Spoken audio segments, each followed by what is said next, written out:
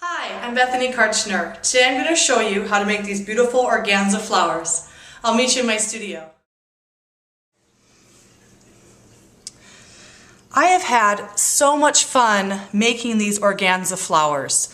They are pretty easy to make, and the technique is, it's pretty relaxing to do, to burn the edges. Actually, they're not burned, they're melted, and I will show you how to do that.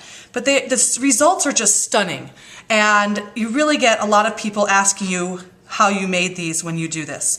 So I've just really enjoyed this, and I wanted to make a video so that you too could feel comfortable making these flowers. Because every little girl and every woman needs a flower like this. So let's talk about materials that you're going to need. First of all, you're going to need organza. I've also used tulle with success, but I have not tried other fabrics. The reason why you need organza or tulle is because you need a synthetic fabric that will melt. And if you experiment with other fabrics, I'd love to hear your results. I have not. So anyway, I have organza right here. You're also going to need some type of scissors to cut it out. You will need a needle and thread to sew the button, which you're going to need right here, just one button per flower. Or you could have a couple of different beads or something like that if you'd like to sew that together. You'll also need a little scrap of felt. Now this, I just freehand cut this into a circle. Now this is what I use to attach at the bottom of my flowers. Oops, let me get one out there. This is what I use. It's a barrette, and one of those that opens. I like this kind because number one, when it closes, it stays shut and it doesn't, slip where you put it. I also have experimented just a little bit with putting this onto a headband, a pretty thin headband, and it will stay. So my flowers like this is going to be on my daughter's sash for my brother's wedding coming up.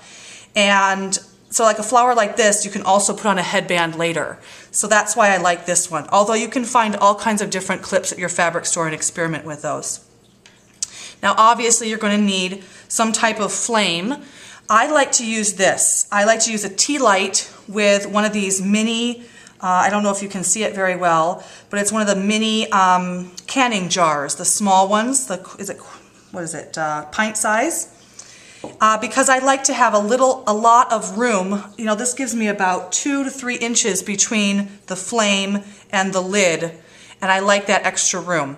You can use other candles if you'd like that have less room between the flame and the lid, but you do want a candle that has some type of lid and it's not just exposed flame, because I think it would be very difficult to judge the difference judge the distance between your organza and the flame if you have an open flame, like one of the pillar flames or something like that.